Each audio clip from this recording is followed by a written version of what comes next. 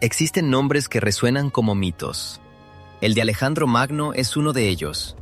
Pero hay algo que resulta asombroso cuando se analizan los hechos. Toda su historia y el imperio que transformó el mundo se concentró en tan solo 10 años. Un momento. 10 años. No fueron 100 ni 50. El soberano de un pequeño y olvidado reino montañoso fundó el primer imperio europeo, una potencia que se extendía desde el Mediterráneo hasta el Océano Índico, y lo consiguió en menos tiempo del que toma hoy en día construir una sola ciudad. Esta no es solo la crónica de un gran líder militar, es un auténtico relato de misterio con 3 grandes enigmas. Primero, ¿cómo logró crear una maquinaria bélica capaz de aplastar a cualquier ejército del mundo, incluso al más numeroso? Segundo, ¿por qué su fe en su propia divinidad, la misma que lo impulsó hacia la victoria, terminó siendo la causa de su caída? Y el tercero, el más importante, ¿por qué su imperio, aquel que redibujó el mapa del mundo, se desmoronó el mismo día de su muerte? Esto parece el guión de una película, no un relato histórico. Pero para entender cómo fue esto posible, debemos dar un paso atrás y observar el mundo en el que él surgió. En el siglo IV antes de nuestra era, el mundo estaba dividido. Al norte de Europa vivían tribus dispersas, celtas y germanos. En los Apeninos, Roma apenas comenzaba a surgir. Hacia el este, los escitas recorrían las tierras como nómadas. Mientras tanto, toda la vida civilizada giraba en torno a 2 centros de poder. El primero eran las ciudades-estado griegas, Atenas, Esparta y Tebas, orgullosas, brillantes y en guerra constante entre sí. El segundo era el imperio persa, y hablamos de una escala completamente distinta. Un gigante que controlaba Asia, África y parte de Europa, una roca inexpugnable. En algún rincón apartado de aquel mundo, al norte de Grecia, se encontraba Macedonia, una región montañosa fundada en el siglo VIII antes de nuestra era por inmigrantes de Argos, quienes dieron origen a la dinastía real de los Argeadas. Sin embargo, para el siglo IV, a nadie parecía importarle demasiado su linaje. Para los refinados atenienses, los macedonios eran vistos simplemente como parientes pobres del campo. Alejandro hablaba el griego antiguo y fue educado bajo las tradiciones de su cultura, pero eso no era suficiente. Es cierto que sus reyes decían descender del mismísimo Hércules, pero aquello se tomaba más como una pretensión curiosa que como un hecho. Se les consideraba bárbaros, o mejor dicho, semibárbaros, simples pastores que solo servían para proveer madera y enlistarse como soldados. Nadie podía imaginar que, precisamente de allí, surgiría la fuerza que terminaría por reducir a cenizas tanto al imperio persa como a la propia Grecia clásica. Pero para comprender cómo un solo hombre logró redibujar el mapa del mundo, primero debemos entender cómo el mundo lo transformó a él. Todo comenzó con 2 personas que se odiaban profundamente, su padre y su madre. En octubre del año 356 antes de nuestra era, en Pela, la capital de Macedonia, nació un niño. Y esa misma noche, a cientos de kilómetros de allí, en la ciudad de Éfeso, estalló un incendio. Se quemaba una de las 7 maravillas del mundo, el templo de Artemisa. Un hombre llamado Eróstrato le había prendido fuego con el único fin de alcanzar la fama. Al observar las cenizas, los sacerdotes del templo declararon: no es de extrañar que el santuario se haya quemado. Artemisa simplemente no pudo protegerlo, pues se encontraba en Pela, asistiendo al nacimiento de un gran rey. Desde luego, esta es solo una leyenda hermosa, pero captura con exactitud la atmósfera del momento. Desde su primer día, la vida de Alejandro estuvo rodeada de mitos, y el mito principal fue obra de las 2 personas que vivían bajo su mismo techo, sus padres. Su padre era el rey Filipo II y su madre, Olimpia, una princesa de un reino vecino. Ella fue su 4ª esposa. O, siendo más precisos, los historiadores aún debaten si fue la 3ª o la 4ª. Pero lo cierto es que no fue la única, pues Filipo tuvo 7 en total. Su matrimonio fue pura política, un pacto entre 2 estados. El palacio de Pella no era un hogar, sino el escenario de una guerra fría. Filipo era un hombre pragmático, un reformador y un soldado. Olimpia era apasionada, ambiciosa y seguidora de cultos místicos. Ella despreciaba a su esposo por sus constantes infidelidades y tejía intrigas para poner al hijo en contra del padre. Alejandro creció entre dos fuegos, el cálculo gélido y una furia hirviente. Cada uno de sus padres le dio su propia arma. La de su padre era un arma muy real. Filipo recibió un reino al borde del colapso, pero dejó tras de sí el ejército más avanzado de su época. Tomó como base la falange griega, una formación de infantes armados con lanzas, y la transformó en una verdadera máquina de matar. Su principal innovación fue la zarisa, una lanza extremadamente larga. Esperen un momento. 5 metros y medio. No es un error de cálculo. 5 metros y medio es como si estuviéramos en el balcón de un segundo piso y pudiéramos alcanzar con una lanza a alguien que está abajo, en la calle. Ahora, imaginen un muro formado por lanzas así. La falange se organizaba en 16 filas. Las primeras 5 sostenían sus zarizas de forma horizontal, apuntando directamente al enemigo. El resultado era un gigantesco erizo de acero al que era imposible acercarse. Cualquier ejército que intentara un ataque frontal terminaba simplemente ensartado en esas picas. Y mientras la infantería enemiga se quedaba atrapada e indefensa ante ese muro de lanzas, la caballería pesada de Filipo entraba en acción y caía con fuerza sobre el flanco desprotegido. El martillo y el yunque. Simple, brutal y casi invencible. Esto fue lo que Alejandro recibió de su padre, las llaves de una maquinaria de guerra perfecta. Pero de su madre, recibió un odio venenoso hacia el hombre que había creado esa máquina. En este caldero de contradicciones se forjó su carácter. No se parecía a esas estatuas perfectas que solemos ver en los museos. Era de estatura media, de cabello claro y piel muy blanca. Sus ojos eran de distinto color, uno azul y el otro castaño. Tenía, además, la costumbre de inclinar ligeramente la cabeza hacia la izquierda, como si estuviera escuchando algo. En él convivían dos personalidades, el estratega frío, como su padre, y el místico impulsivo y feroz, como su madre. Con el paso del tiempo, estos cambios de humor se agravarían, transformándolo en un tirano desconfiado y a veces cruel. Sin embargo, su mente fue aguda desde la infancia. A los 8 años, mientras su padre estaba en campaña, él mismo recibió a los embajadores persas. Cualquier otro niño en su lugar habría preguntado por riquezas legendarias o animales exóticos. Alejandro, en cambio, los interrogó sobre el estado de los caminos en Persia, el tamaño de su ejército y el carácter de su rey. Ya desde entonces, veía al Oriente como su próximo objetivo.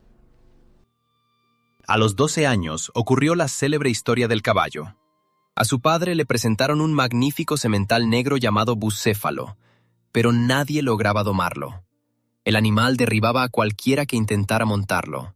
Filipo ya había ordenado que se lo llevaran, cuando Alejandro intervino. Hizo una apuesta con su padre. Él mismo sería capaz de amansarlo. Y lo consiguió, porque notó algo que los guerreros adultos no habían visto. El caballo le temía a su propia sombra. Alejandro simplemente lo giró hacia el sol, lo tranquilizó con su voz y saltó con agilidad a la silla. No doblegó al animal por la fuerza. Comprendió su miedo. Ese corcel recorrería con él miles de kilómetros y moriría en combate, tiempo después, en la India. Cuando su hijo cumplió los 13 años, Filipo hizo la contribución más importante para su futuro. Contrató al mejor maestro que se podía encontrar en el mundo entero. Contrató a Aristóteles. Para sus lecciones, el rey mandó construir un templo de las ninfas en la ciudad de Miesa, una escuela propia situada en una arboleda sombreada. Durante 3 años, el filósofo más grande de la época instruyó al futuro conquistador. Y no solo en retórica y política, también en medicina, biología, geografía y astronomía. Abrió ante el joven todo el universo del pensamiento griego. Alejandro lo absorbió todo. Sintió una fascinación especial por la Ilíada de Homero. Conservó durante toda su vida el ejemplar del poema que el propio Aristóteles le había regalado y anotado de su puño y letra. Y cada noche lo colocaba bajo su almohada, justo al lado de su daga. El libro y el acero, la poesía y la guerra, 2 partes de su alma que siempre estuvieron unidas. Filipo le dio a su hijo el mejor ejército y la mejor educación del mundo. Forjó el arma perfecta para conquistar el mundo. Pero entonces, dio un paso que puso en riesgo todo el futuro de Alejandro. Y ese paso le costó la vida. Aproximadamente en el año 342 antes de nuestra era, Filipo nombró a Alejandro, de 16 años, como su heredero. El hijo mayor del rey, Arrideo, era considerado incapaz para gobernar, por lo que, en esencia, no había otra opción. Sin embargo, ser el sucesor es una cosa, y ser un gobernante es otra muy distinta. Alejandro tendría que demostrarlo. Mientras su padre estaba en guerra en Perinto y Bizancio, el joven quedó como regente. No fue un título simbólico, sino un mando real, con autoridad y responsabilidades. Sofocó una rebelión en Tracia y fundó allí su primera ciudad, a la que llamó Alejandrópolis. Tenía tan solo 16 años. En el año 338 antes de nuestra era, en la polvorienta llanura de Queronea, se decidió el destino de toda Grecia. Filipo confió a su hijo el flanco izquierdo, el sector más crítico de la batalla, donde la caballería macedonia se enfrentaba al batallón sagrado de Tebas. Eran 300 guerreros de élite, unidos no solo por un juramento, sino por el amor. Se los consideraba invencibles, pues cada soldado luchaba bajo la mirada de su compañero más querido. Alejandro recibió la orden de aniquilarlos, y cumplió su misión. Su caballería embistió la formación enemiga como un ariete. No solo los derrotó, los borró de la faz de la tierra. Los 300 tebanos murieron allí mismo, en su posición. Aquel ataque decidió el desenlace del combate. Grecia estaba doblegada. Atenas perdió a 1000 ciudadanos en la lucha, y otros 2000 fueron tomados prisioneros. Tras Queronea, las ciudades griegas se integraron en la Liga Helénica bajo el control de Macedonia. El joven que solía leer a Homero bajo la almohada acababa de entrar en las páginas de la historia. Parecía ser el triunfo compartido con su padre, la cima absoluta de su poder. Pero todo se derrumbó apenas un año después. En la cima de su gloria, Filipo, que ya tenía 46 años, se casó por 7ª vez con una aristócrata macedonia de 18 años llamada Cleopatra. Durante el banquete de bodas, el tío de la joven, el general Átalo, propuso un brindis por el nacimiento de un heredero legítimo. Aquello fue un ataque directo contra Alejandro, cuya madre, Olimpia, no era macedonia. Enfurecido, Alejandro le arrojó una copa de vino a Átalo. Filipo desenvainó su espada y, bajo los efectos del alcohol, se abalanzó contra su hijo, pero tropezó y cayó al suelo. «Miren esto», se burló Alejandro. «Este hombre se prepara para conquistar Asia, pero no es capaz de cruzar una habitación». Tras aquel escándalo, tanto él como su madre fueron prácticamente desterrados. En una sola noche, el héroe y heredero se transformó en un fugitivo político. Su futuro estaba destruido. Entonces, en julio del año 336, todo cambió una vez más. En la capital de Macedonia se celebraba la boda de la hija de Filipo. El rey entraba al teatro, vestido con túnicas blancas y sin escolta, para demostrar el poder que ejercía sobre el corazón de sus súbditos. La multitud lo vitoreaba. Fue en ese instante cuando uno de sus guardaespaldas personales, un hombre llamado Pausanias, desenfundó una daga y la hundió en el pecho del monarca. Filipo murió en el acto. Los lanceros alcanzaron y mataron al asesino de inmediato, por lo que nunca pudo ser interrogado. ¿Quién estaba detrás de todo esto? La versión oficial hablaba de una venganza personal, pero las piezas encajaban con demasiada precisión. Se dice que Olimpia, la madre de Alejandro, estaba tan complacida que llegó a colocar una corona de flores sobre el cadáver del regicida. ¿Y qué hay del propio Alejandro? Él lo obtenía todo: el trono, el ejército y la oportunidad de iniciar la guerra que tanto había soñado. No existen pruebas directas de su implicación, y nunca las habrá. Sin embargo, en el instante preciso en que su padre se desplomó, se abrió ante él el camino hacia el dominio absoluto del mundo. El poder no quedó vacante ni por un segundo. El veterano general Antípatro presentó de inmediato al joven Alejandro, de apenas 20 años, ante el ejército. Los soldados, que lo habían visto combatir en la batalla de Queronea, lo proclamaron rey. En ese mismo instante, comenzó una purga, fría y despiadada. Obligaron a la nueva esposa de Filipo, Cleopatra, a quitarse la vida. Su hijo recién nacido, apenas un bebé, fue asesinado. Ejecutaron al primo de Alejandro. Eliminaron al tío de Cleopatra. Cualquier persona con una gota de sangre real o que pudiera reclamar el trono fue exterminada. En pocas semanas, Alejandro arrasó con toda la oposición política a su alrededor. La noticia de la muerte de Filipo se extendió por toda Grecia y fue recibida con júbilo. Atenas y Tebas pensaron que la tiranía macedonia había llegado a su fin. Creían que aquel rey niño no lograría retener el poder. Los tebanos expulsaron a la guarnición macedonia y declararon su independencia. Incluso empezaron a circular rumores por Grecia de que Alejandro había muerto en una campaña en el norte. Fue un error fatal. Alejandro marchó por toda Grecia en solo 2 meses y obligó a todas las ciudades-estado, con excepción de Esparta, a reconocerlo como su líder supremo. Pero Tebas se negó. Al enterarse, dio media vuelta con su ejército y realizó una hazaña imposible.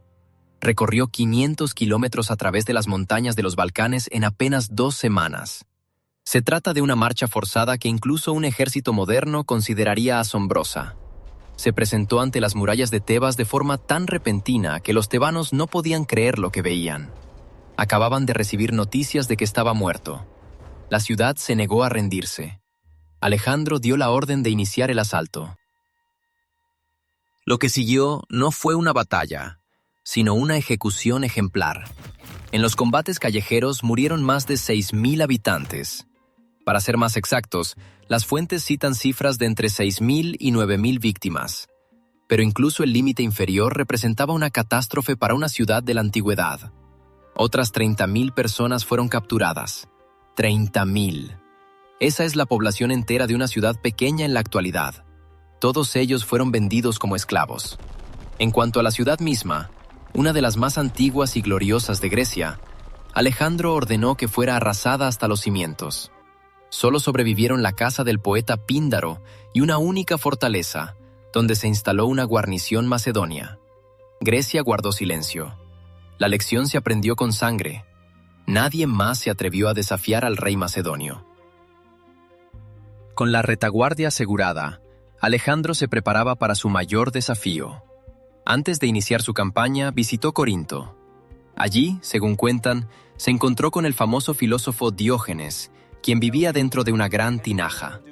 El soberano de todo el mundo helénico se acercó al sabio mendigo y le preguntó si podía hacer algo por él. «Sí», respondió Diógenes. «Hazte a un lado, me estás tapando el sol».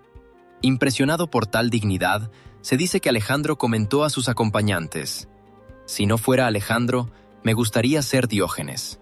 Desde Corinto partió hacia Delfos con la intención de obtener una profecía del oráculo. Sin embargo, la sacerdotisa se negó a hablar, alegando que era un día desfavorable. Entonces, Alejandro simplemente la tomó del brazo y la arrastró por la fuerza hacia el santuario. Aterrorizada, la mujer exclamó: «Hijo mío, eres invencible». Para Alejandro, eso fue suficiente. La soltó y se marchó. Grecia había sido sometida por el miedo. Ahora, el monarca de apenas 20 años tenía el camino despejado. De pie, a orillas del estrecho que separaba Europa de Asia, contemplaba los dominios de su enemigo. Sus arcas solo contaban con dinero para un mes de combate, y ante él se alzaba un imperio cuya población era 4 veces mayor a la de toda Grecia. Es la primavera del año 334 antes de nuestra era. 40.000 soldados de infantería y 6.000 jinetes desembarcan en la orilla arenosa, al otro lado de los Dardanelos. Los caballos se ponen nerviosos al entrar en el agua, mientras las pasarelas de madera crujen. Con el ejército no solo bajan lanzas y escudos, también pisan tierra firme ingenieros, cartógrafos y cronistas. El propio Calístenes, sobrino de Aristóteles, llegó especialmente para registrar cada paso del rey, mientras que el griego Eumenes está al frente de la Cancillería. No se trata de una simple incursión militar. Es una expedición científica y política minuciosamente planeada. Pero hay un problema. Toda esta enorme maquinaria tiene provisiones para exactamente un mes. O mejor dicho, incluso menos, si se tiene en cuenta que parte del grano en las bodegas inevitablemente se echará a perder. Alejandro no tiene tiempo que perder. En aquel entonces, la población del Imperio Persa oscilaba entre los 17 y los 20 millones de personas. Toda Grecia apenas superaba los 5 millones. Los recursos eran absolutamente incomparables. Si el ejército macedonio se detiene, morirá de hambre en la orilla enemiga. Deben atacar primero. Deben apoderarse de los suministros y de las riquezas del enemigo. Tienen que actuar con la mayor rapidez posible. El primer gran enfrentamiento ocurre junto al río Gránico. El agua está fría, propia de la primavera, y las orillas son empinadas y están cubiertas de un lodo resbaladizo. En una de las riberas se despliegan cerca de 40.000 persas. En la otra, hasta 50.000 soldados de Alejandro. Los persas ocupan una posición defensiva ideal en las alturas, justo sobre el río. La lógica dicta que hay que esperar, buscar un camino alternativo, desgastar al adversario. Sin embargo, Alejandro hace exactamente lo contrario. Lanza a su caballería pesada directamente a través del río, de frente. Avanza por el fondo pantanoso, subiendo por la ladera, bajo una lluvia de lanzas y dardos. La táctica parece francamente suicida. La formación se rompe en el agua y los caballos resbalan en el lodo. La caballería persa golpea desde la altura. Comienza una carnicería brutal y asfixiante. En medio del caos destaca un plumaje blanco. Alejandro siempre usa un casco con enormes plumas blancas. Quiere que todos lo vean, tanto aliados como enemigos. Y eso está a punto de costarle la vida. Los comandantes persas se abren paso luchando directamente hacia el rey. Se escucha el silbido de una hoja, y un golpe desprende parte del casco junto con el plumaje. El filo roza su cabello. Alejandro queda aturdido y pierde el equilibrio. Un segundo noble persa levanta su hacha para asestarle un golpe por la espalda. El rey no lo ve, y no llega a levantar su escudo. Y en esa fracción de segundo, cuando la historia de Europa pudo haber terminado en el fango de un río sin nombre, el comandante de sus guardaespaldas, Clito el Negro, le corta el brazo al persa junto con el hacha que sostenía. Alejandro está vivo. Continúa en el combate. Los macedonios, envalentonados, rompen la formación enemiga y el ejército persa flaquea. Comienza la huida. Ahora, veamos las bajas. Es una cifra que parece increíble. Poco más de 30 hombres. No 300 ni 3.000. Apenas unos 30 macedonios muertos en un ataque frontal a través del río contra un enemigo fortificado. Los persas, por su parte, dejan en la orilla cerca de 2.500 cadáveres. A partir de aquí, comienza un efecto dominó. Las ciudades más importantes de Asia Menor abren sus puertas una tras otra. Sardes se rinde sin presentar batalla. Éfeso entrega las llaves de la ciudad. Alejandro las declara libres del antiguo tributo persa, solo para reemplazarlo de inmediato con su propio impuesto. El ejército necesita fondos de forma vital. Pero no todos se rinden tan fácilmente. Mileto y Halicarnaso ofrecen una resistencia feroz. En Halicarnaso se libran intensos combates callejeros. Los defensores comprenden que no podrán retener la plaza. Antes de retirarse, ellos mismos destruyen las fortificaciones e incendian los edificios. Alejandro entra en una ciudad en llamas y ordena arrasar con lo poco que queda en pie. Es una lección cruel. Sin embargo, los macedonios respetan cuidadosamente el famoso mausoleo, una tumba colosal construida por la reina Artemisia 15 años atrás. Alejandro no atenta contra la cultura. Así, una de las maravillas del mundo permanece intacta entre las cenizas. El ejército avanza tierra adentro y entra en la ciudad de Gordio. Aquí, en un templo milenario, descansa un viejo carruaje. El yugo está atado a la lanza por un nudo increíblemente complejo, hecho de fibras de cornejo endurecidas por el paso del tiempo. Los extremos de la soga simplemente no se ven. Una leyenda local asegura que quien logre desatar este nudo se convertirá en el soberano del mundo entero. Alejandro se acerca al carruaje. Una multitud comienza a reunirse a su alrededor. Oficiales macedonios, sacerdotes locales y espías persas que acechan entre las sombras. Todos observan al joven rey. Él examina el nudo entre sus manos durante largo tiempo, buscando los extremos. La corteza rígida se desliza bajo sus dedos, sin ceder ni un solo milímetro. El tiempo pasa y la tensión en el templo aumenta. Retroceder ahora significaría mostrar debilidad. Sería admitir ante su propio ejército que la antigua profecía no lo mencionaba a él. Y entonces, Alejandro da un paso atrás. Desenvaina su espada y de un solo golpe certero, corta el nudo por la mitad. Las cuerdas caen sobre el suelo de piedra. El problema ha quedado resuelto. Si las reglas del juego no te permiten ganar, simplemente rompes el juego. En ese mismo instante nace una leyenda. No la de un comandante talentoso, sino la de un elegido del destino que no pide permiso a los dioses, sino que toma lo que quiere por la fuerza. La barrera psicológica se ha roto. Alejandro le demostró a su ejército que es posible vencer a los persas en su propia tierra y que los dioses están de su lado. Pero mientras él derrotaba a los gobernadores y cortaba nudos en carretas viejas, la verdadera amenaza apenas comenzaba a despertar. Muy lejos, hacia el este, en el corazón mismo del imperio, se reunía un ejército de dimensiones nunca antes vistas. El gran señor de Asia finalmente había notado la invasión y marchaba con un solo objetivo: matar. Aquel a quien llamaban el amo de Asia no nació siendo rey. Darío III llegó al poder a través de la sangre y las conspiraciones. Eliminó a sus rivales y ocupó un trono sobre el cual no tenía ningún derecho. Era un hombre desconfiado y cruel. Cuando su mejor comandante, el mercenario griego Caridemo, le aconsejó no enfrentar personalmente a los macedonios y dejar la batalla en manos de sus generales, Darío montó en cólera. Vio en aquel consejo un insulto imperdonable. Ahí mismo, en pleno consejo de guerra, el rey ordenó la ejecución de Caridemo. Mientras moría, el griego gritó que el imperio caería y que el propio Darío vengaría su muerte. El rey solo se burló. Estaba convencido de su propio poder.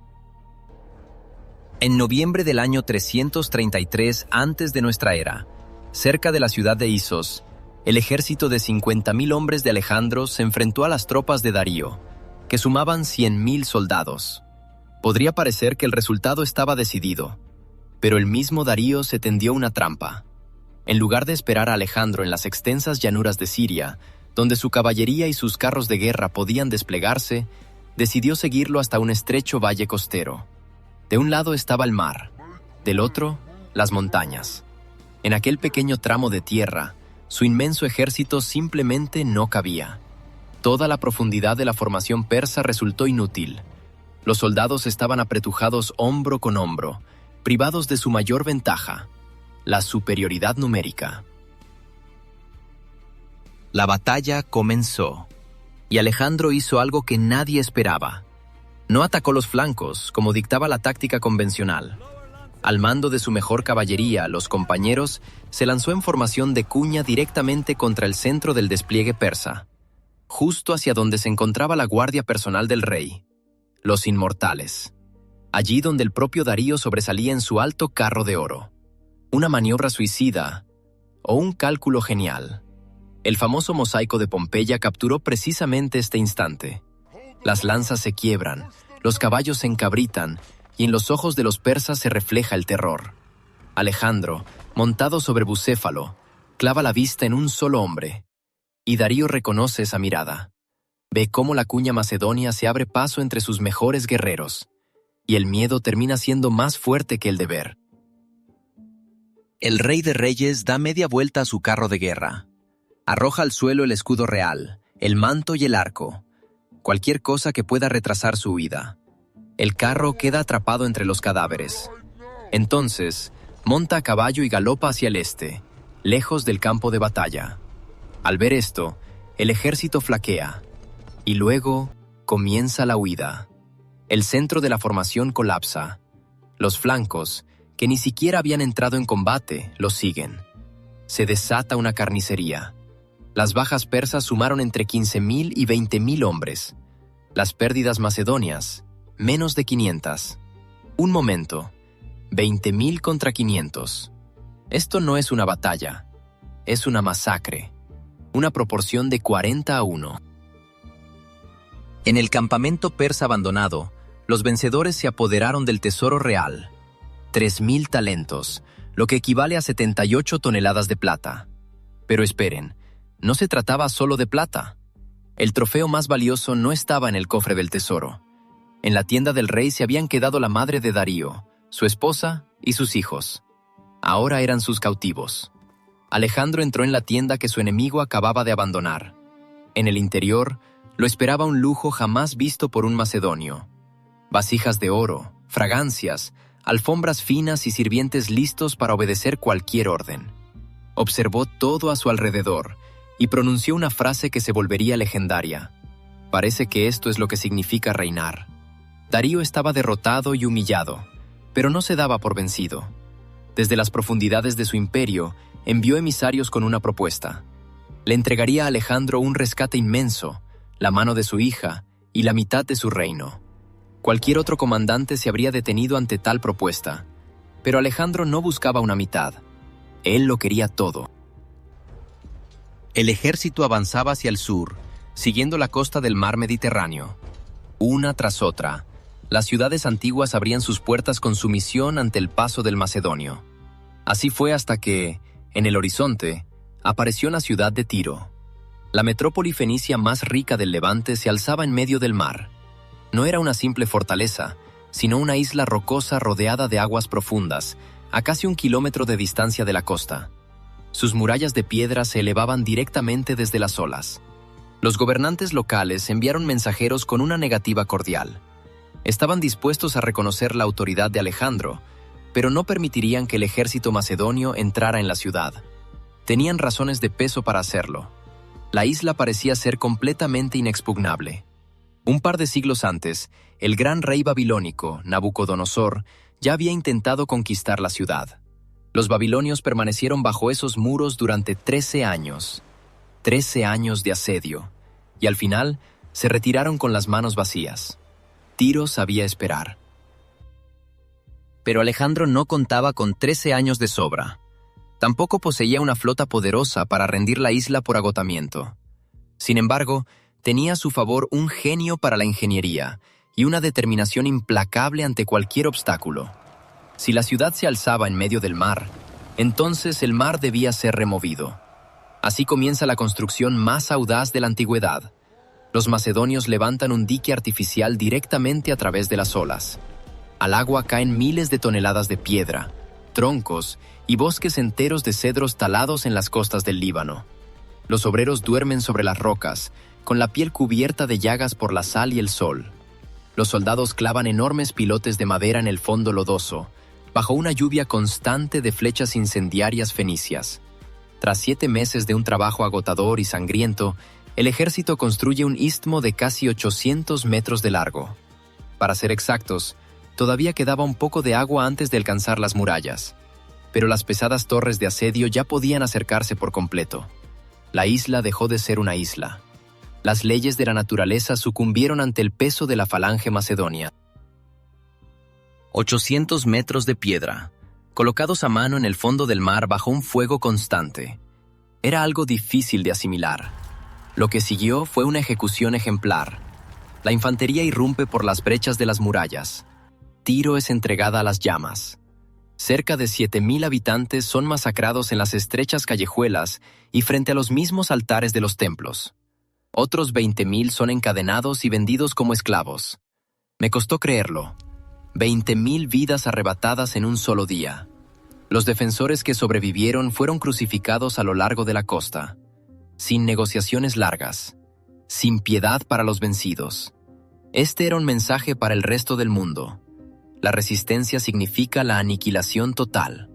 Fue en ese preciso instante, contemplando las ruinas humeantes, cuando Alejandro dio su respuesta definitiva a la propuesta del rey persa. Darío intentó comprar su salvación. Desde las profundidades de un imperio que se desmoronaba, envió una delegación oficial con términos que resultaban increíbles.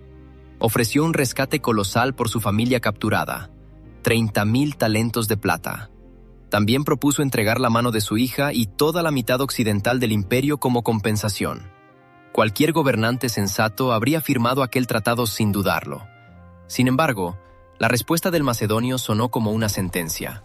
¿Por qué aceptaría la mitad como un regalo, si de todas formas ya soy el dueño de todo esto? No le interesaba llegar a un acuerdo. Él quería el mundo entero. Tras la brutal masacre en el Levante, el ejército se aproxima a las arenas ardientes de Egipto. Cualquiera pensaría que estaba por comenzar una nueva matanza, con meses de asedios y templos envueltos en llamas. Pero no fue así. Egipto se rinde sin que se dé un solo golpe de espada. En noviembre del año 332 antes de nuestra era, Alejandro entra en la antigua Memphis. No lo hace como un conquistador sanguinario, sino como el libertador que tanto esperaban para librarse del yugo persa. Los sacerdotes locales, guardianes de tradiciones milenarias, hacen algo increíble. Proclaman faraón al joven extranjero. Y lo que es más, lo declaran hijo del dios supremo, Amón. Aquel que hasta ayer era solo el rey de Macedonia, se convierte oficialmente en una deidad viviente. Para los egipcios, él era ahora un ser intocable. En el oriente, se le empezaría a conocer como Iskander, el de los 2 cuernos. Suena extraño, pero en las monedas y en los bajorrelieves de piedra comenzaron a retratarlo con un casco adornado con cuernos de carnero. Era un antiguo símbolo del dios Amón, un signo de poder absoluto y sobrehumano. Aquel cruel destructor de Tiro resultó ser un político increíblemente flexible. No intentó destruir la fe ajena ni buscó imponer a los dioses griegos sobre el pueblo egipcio. Simplemente se integró en la estructura local. Se convirtió en uno de los suyos. En la costa del mar Mediterráneo, ahí donde la brisa fresca se mezcla con el aroma del lodo del Nilo, un dios recién proclamado marca personalmente el trazado de las futuras calles.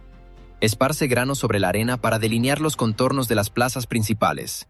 Está fundando una nueva ciudad, Alejandría de Egipto. No se trata de otra base militar temporal. Es el plano del futuro, la capital de un nuevo mundo helenístico, donde se encontrarán las culturas de Oriente y Occidente. El lugar donde, con el tiempo, se alzará el faro de Alejandría, de 150 metros de altura, para rasgar la oscuridad sobre el mar, y donde se reunirá la gran biblioteca, el refugio de todo el conocimiento de la humanidad. Al convertirse en faraón, Alejandro se adueñó del mar y aseguró su retaguardia. Pero mientras él construía ciudades y se probaba los cuernos de un dios, en algún lugar lejano del este, Darío terminaba de reunir a su último ejército. El rey de reyes lo esperaba en una llanura vasta y perfectamente nivelada, donde los carros persas debían pisotear, de una vez por todas, el mito macedonio. Ahora, no era una batalla entre 2 hombres, sino entre un dios y un imperio. 1 de octubre del año 331 antes de nuestra era. Una llanura polvorienta al norte de Mesopotamia. Gaugamela. Los persas se prepararon para este día durante mucho tiempo. Eligieron el lugar con una precisión de ingeniería. Nivelaron las colinas de forma deliberada. Rellenaron los barrancos e incluso retiraron las piedras grandes en una vasta extensión de terreno. Crearon una superficie perfectamente lisa para que sus famosos carros falcados pudieran acelerar sin obstáculos y despedazar a la infantería macedonia. Darío cuenta aquí con, al menos, 200.000 infantes y 35.000 jinetes. Alejandro tiene 40.000 soldados de infantería y 7.000 de caballería. La cifra resulta impactante. 1 contra 5. Por cada macedonio hay 5 persas. ¿Cómo es posible ganar una batalla con semejante desventaja? En la noche previa a la batalla, el veterano general Parmenión permanece en lo alto de una colina y contempla el panorama. El valle frente a él resplandece. Las hogueras del campamento persa se extienden hasta el horizonte, fundiéndose con las estrellas. El aire vibra con el murmullo de cientos de miles de voces, el relincho de los caballos y el tintineo del metal. Parmenión se dirige a la tienda del rey y propone la única solución lógica: atacar ahora mismo, bajo el manto de la oscuridad. Amparados por la noche, la superioridad numérica del enemigo perdería importancia. Se desataría un caos donde la disciplina de los macedonios sería el factor decisivo. Alejandro se niega. Declara que él no roba victorias y simplemente se va a dormir. Duerme con tal profundidad que, al amanecer, sus generales se ven obligados a despertarlo casi a la fuerza. Dentro de la carpa reina el silencio. El rey no camina impaciente de un lado a otro, ni repasa sus opciones, como lo haría cualquier comandante ante la batalla más importante de su vida. No se trata de confianza en el sentido convencional. Es la calma absoluta y gélida de un hombre que ya no se considera un simple mortal. Es de mañana. El sol castiga el campo de batalla. El combate comienza. Darío extiende su gigantesco frente de batalla. Su plan es simple: envolver al ejército macedonio por ambos flancos, atraparlo en una maniobra de tenaza y aplastarlo por su superioridad numérica. Alejandro hace algo extraño. En lugar de lanzarse hacia el centro, dirige su caballería pesada hacia la derecha, moviéndose en paralelo a la formación persa. Lleva a sus hombres hasta el límite mismo del terreno nivelado. Es aquí donde surge una contradicción. ¿Por qué alejarse del golpe principal? Darío empieza a ponerse nervioso. Sabe que, si los macedonios llegan a terreno irregular, sus carros de guerra serán inútiles. Simplemente se quedarían atascados entre los baches. Por eso, el rey de reyes comete un error fatal. Envía a una parte de su caballería a interceptar a Alejandro para detener ese movimiento. En la formación monolítica de los persas se abre una fisura, una brecha. Era justo lo que Alejandro esperaba. De inmediato, hace girar a sus jinetes. Los organiza en formación de cuña, como la punta de una lanza. Esta táctica rompe las filas enemigas, porque toda la masa de la caballería presiona sobre un único punto estrecho en lugar de dispersarse por el frente. A galope tendido, los macedonios golpean justo en ese espacio que acaba de abrirse, directo hacia donde, tras su guardia personal, sobresale el carro dorado de Darío. El impacto es tan preciso y fulminante que el centro persa simplemente colapsa. Darío ve al joven rey, con su casco reluciente, lanzarse sobre él. Y los nervios del rey de reyes se quiebran. Hace girar su carro. Huye una vez más.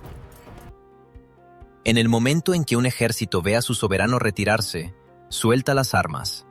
Esa maquinaria colosal se desmorona desde el interior. Entre densas nubes de polvo comienza una masacre. Los persas pierden a 40.000 hombres. Los macedonios, apenas unos 500.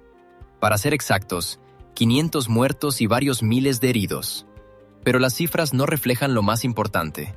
La dinastía aqueménida, que mantuvo bajo su yugo a medio mundo durante 200 años, deja de existir en una sola mañana. Lo que sigue es una marcha hacia el premio mayor. La guerra ha terminado, y llega el momento de reclamar el botín. Alejandro entra en Babilonia sin encontrar resistencia. Los habitantes locales cubren su camino con flores y rinden la ciudad sin combatir. Después toma la ciudad de Susa. Entra al lujoso palacio y en un gesto desafiante se sienta en el trono de oro de Darío, quien sigue con vida, aunque ya lo ha perdido todo. Los pies del joven macedonio no alcanzan el suelo, por lo que sus sirvientes deben colocarle una pequeña mesa como apoyo. Pero el gran objetivo aún está por delante. Persépolis, la capital espiritual y financiera del imperio.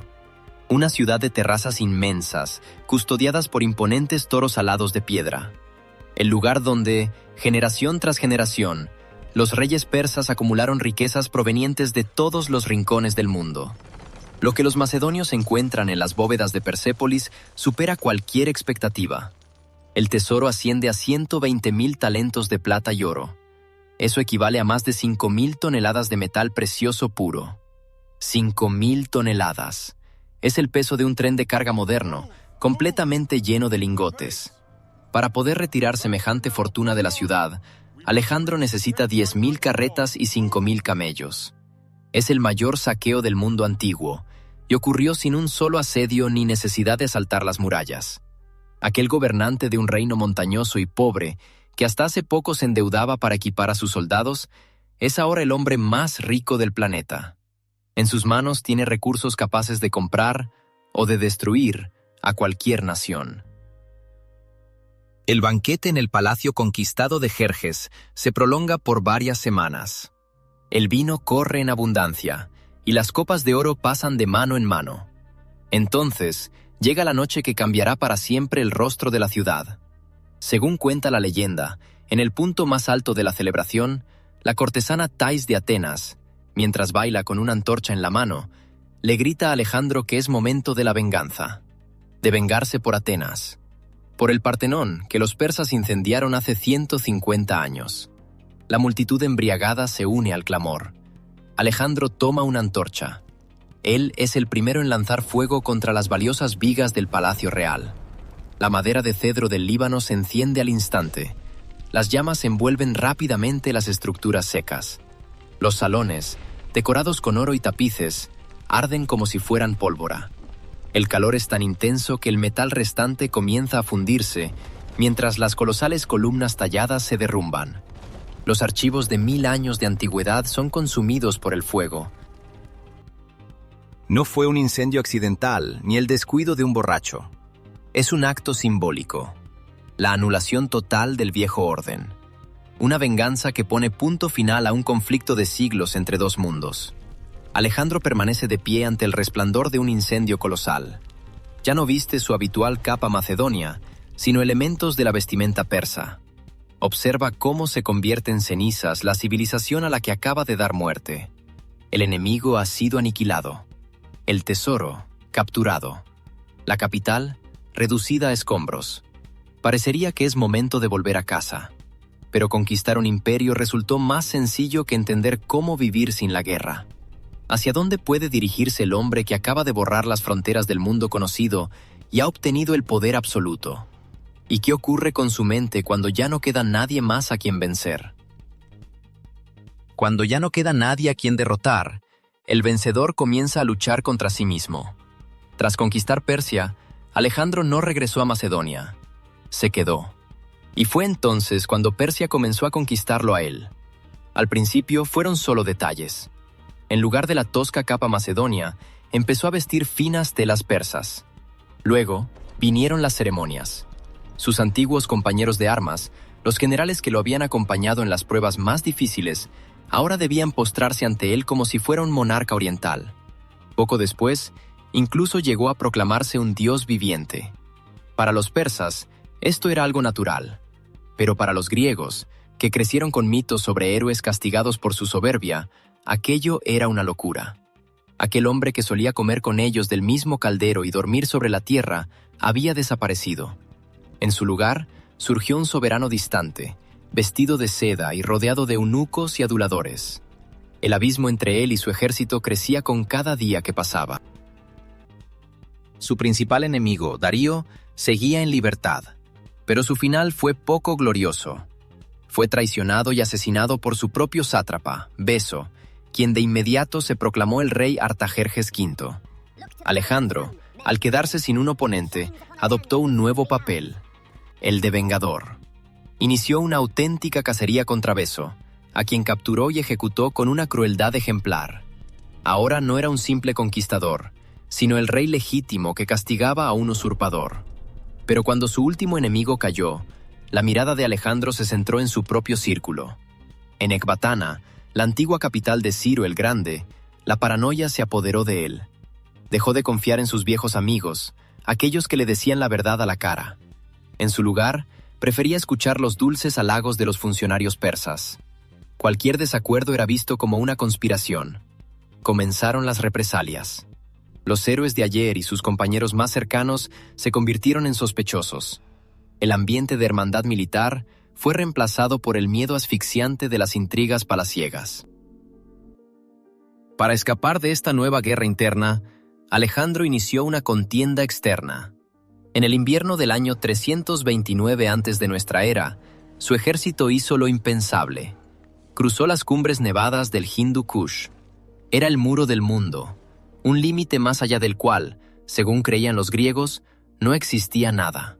Sin embargo, allí se revelaron tierras nuevas, Bactria y Sogdiana, lo que hoy comprende los territorios de Afganistán, Uzbekistán y Tayikistán. Fue en este lugar donde la eficiente maquinaria militar de Alejandro comenzó a fallar. En vez de campos abiertos y grandes ejércitos, se enfrentaron a montañas, desfiladeros y a un enemigo que no se dejaba ver.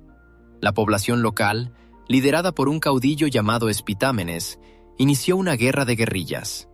Ataques sorpresa desde emboscadas, líneas de comunicación cortadas y después, el silencio. Cerca de Samarcanda, Espitámenes logró aniquilar a un destacamento macedonio completo. Aquello fue un impacto brutal. Por primera vez en toda la campaña, alguien no solo resistía, sino que lograba la victoria. Alejandro se vio obligado a perseguir personalmente a Espitámenes por desiertos y montañas para sofocar la rebelión. La guerra dejó de ser una marcha triunfal. Se transformó en una agotadora operación de control y desgaste. Se había logrado la victoria. Pero, ¿a qué precio? El ejército estaba extenuado. Parecía que todo había terminado, que ya no había forma de seguir adelante. Pero para Alejandro, esto era solo un punto de transición. Vuelve a mirar hacia el este, hacia donde, según sus creencias, se encontraba la India, una pequeña península tras la cual comenzaba el gran océano que rodea toda la Tierra. Un último esfuerzo, y el mundo entero estaría a sus pies.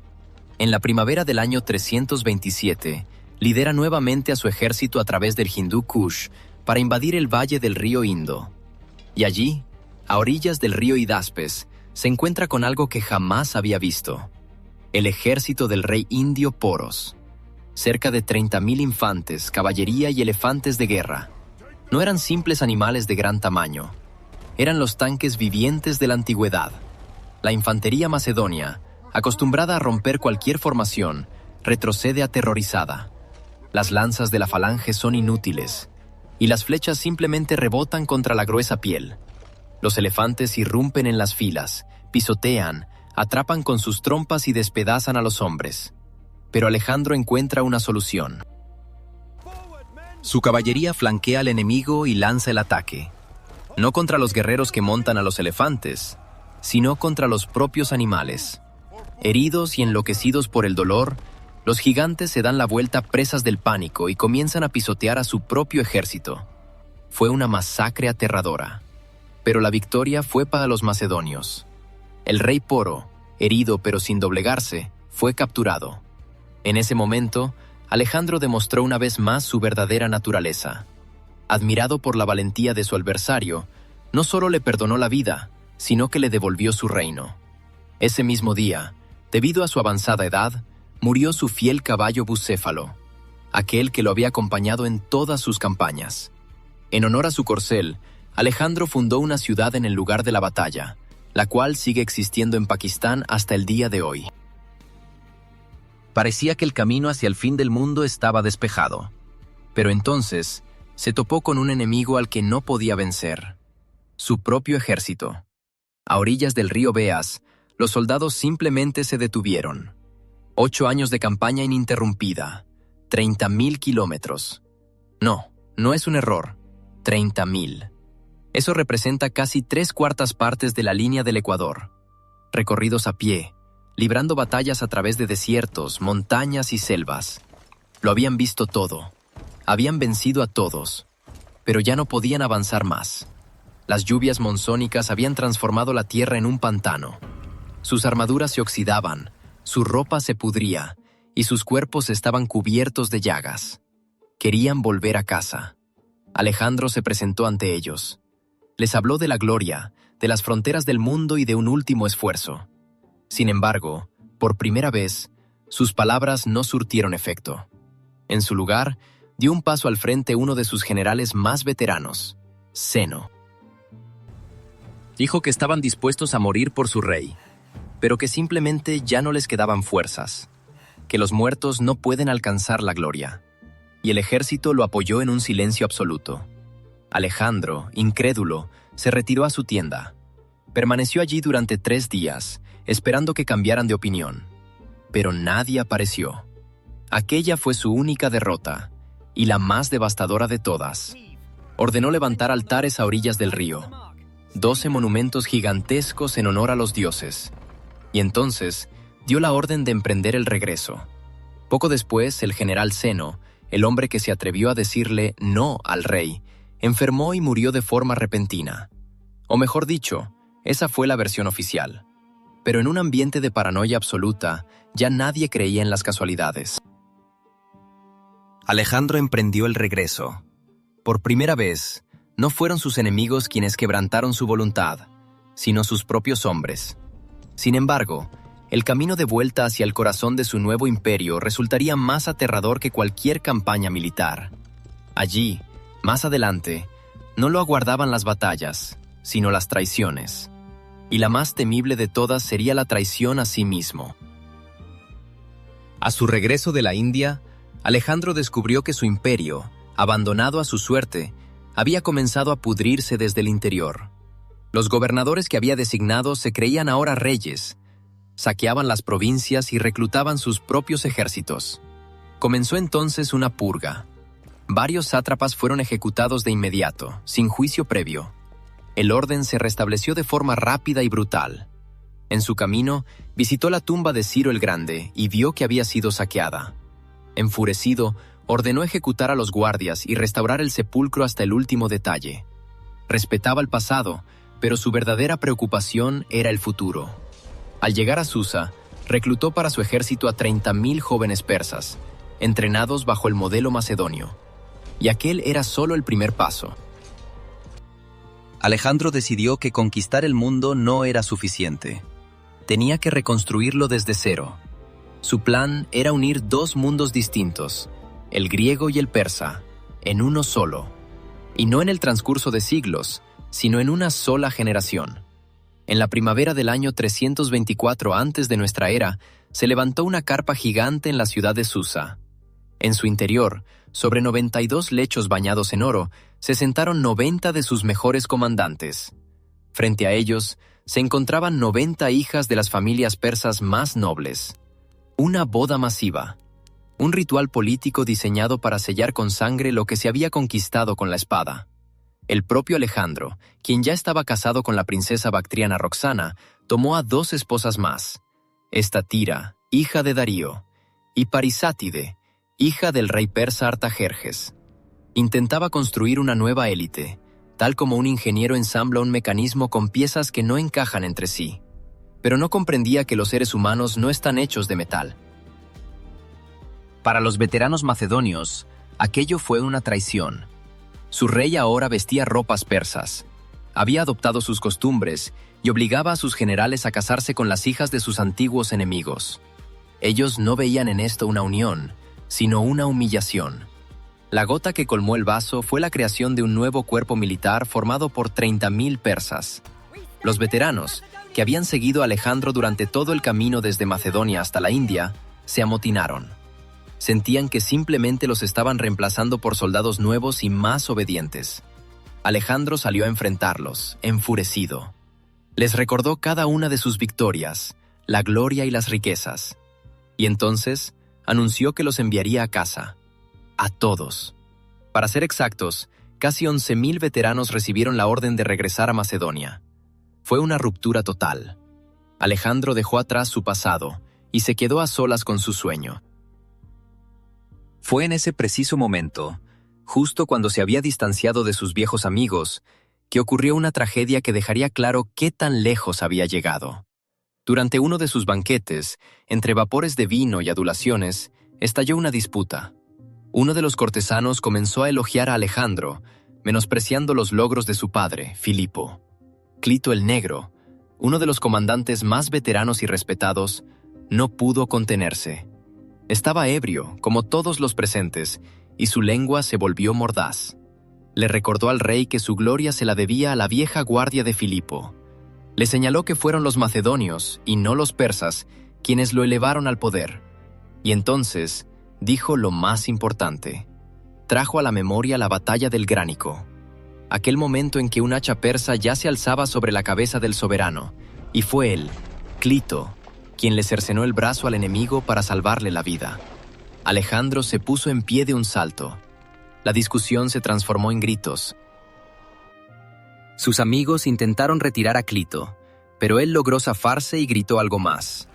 Enfurecido, Alejandro arrebató la lanza de uno de sus guardias y lo atravesó por completo.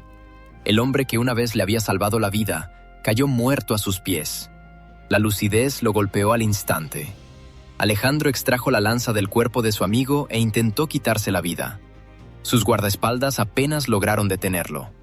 Pasó 3 días en su tienda sin probar bocado ni gota de agua, llorando y maldiciéndose a sí mismo.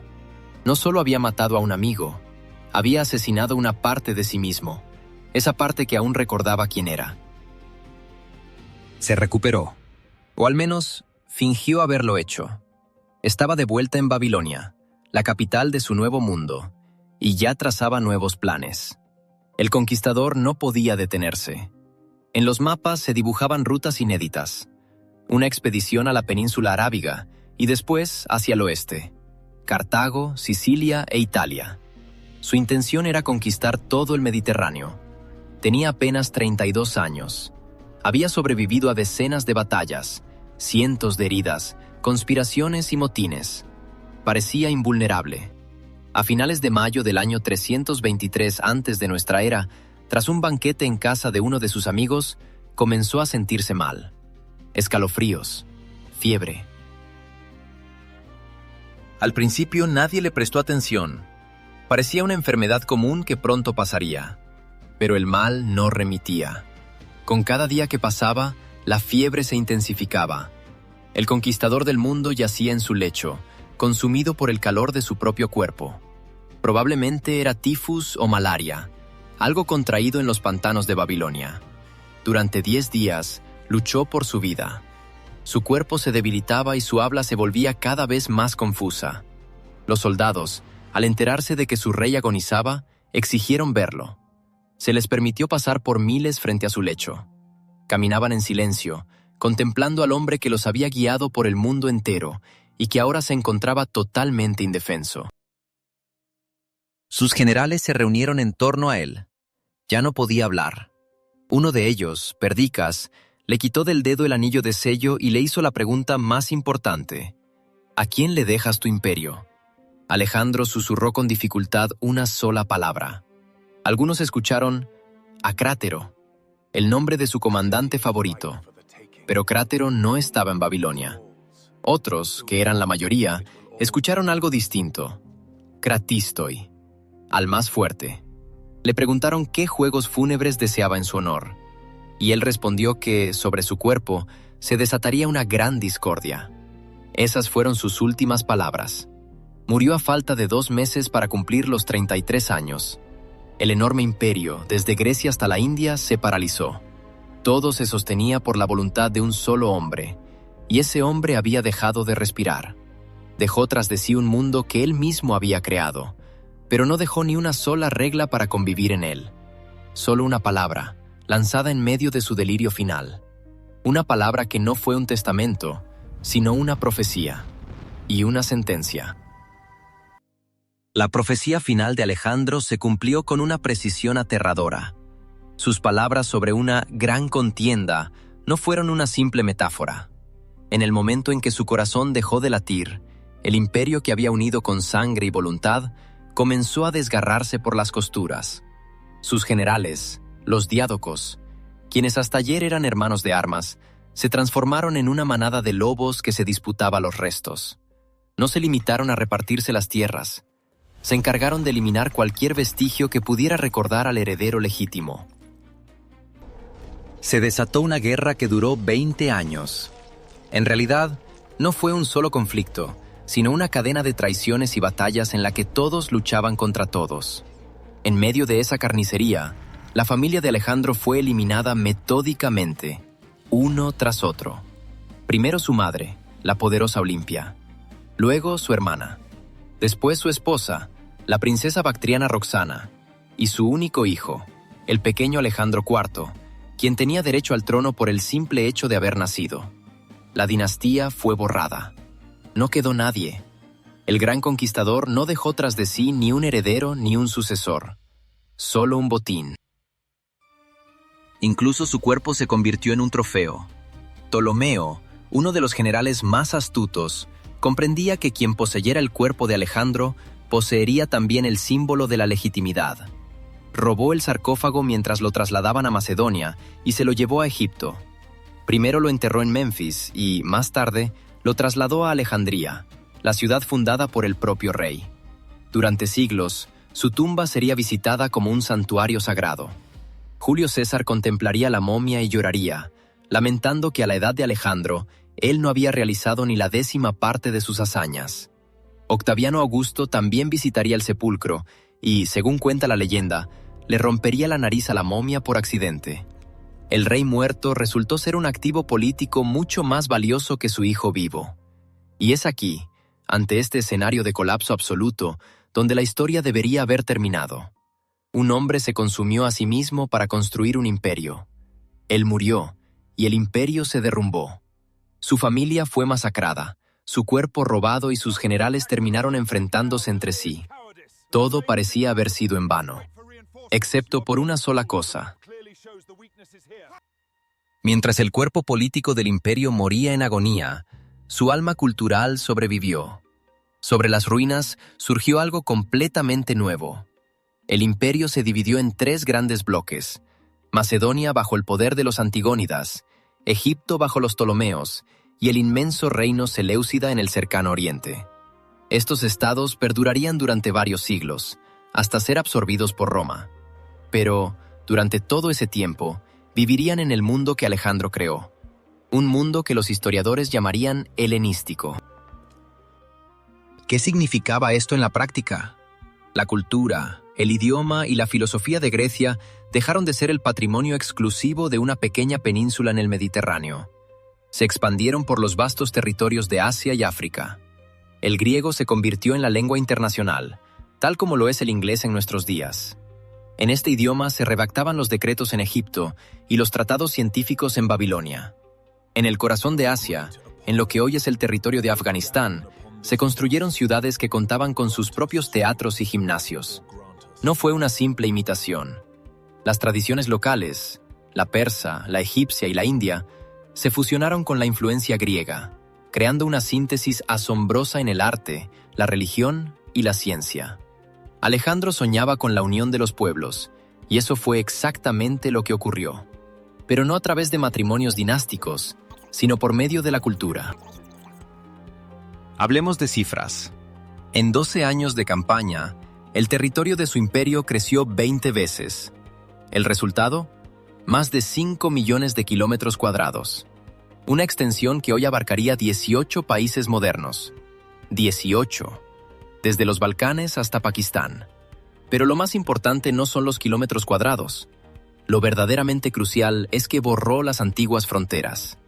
Destruyó el imperio persa, que durante siglos fue una muralla entre Occidente y Oriente. Y en cuanto ese muro cayó, el movimiento comenzó. Las caravanas comerciales empezaron a transitar por rutas nuevas y seguras. Los sabios ganaron acceso al conocimiento de los astrónomos babilonios y de los matemáticos egipcios. Las ideas comenzaron a circular con una libertad nunca antes vista. Alejandro no construyó la ruta de la seda, pero fueron sus expediciones las que sentaron las bases para que existiera. Aproximadamente 200 años después de su muerte, los lazos comerciales entre China, la India y el Mediterráneo se volverían constantes. Él fue quien abrió la puerta en aquel muro. Y aquí reside la mayor paradoja de su legado. Creó el primer modelo de un Estado global y centralizado que unía a Europa con Asia, un esquema que más tarde serviría de inspiración para el Imperio Romano. Sin embargo, su estructura era demasiado frágil y dependía excesivamente de su propia personalidad. El historiador austriaco Fritz Schachermayer lo describió con gran precisión. Alejandro adoraba la idea de un imperio mundial que él mismo había imaginado, pero esa idea era inalcanzable para su época. Por eso, en cuanto murió, aquel incendio mundial, como lo define el historiador, se extinguió al instante. Su luz se apagó, pero dejó tras de sí un paisaje completamente nuevo. No construyó un imperio eterno, hizo algo distinto, mezcló al mundo entero. Fue una fuerza de la naturaleza, un huracán que recorrió el mundo antiguo, arrancando techos y derribando árboles, pero que al mismo tiempo esparció semillas a miles de kilómetros de distancia. Y en el lugar de aquel viejo bosque arrancado de raíz, surgió uno nuevo que nadie esperaba. Un mundo en el que, en cierta medida, todavía vivimos hoy. Un mundo donde culturas distintas pueden hablar el mismo idioma. Un mundo unido no solo por la guerra, sino también por el comercio. No fue un santo ni un villano. Fue un catalizador. Un instante que cambió la historia para siempre.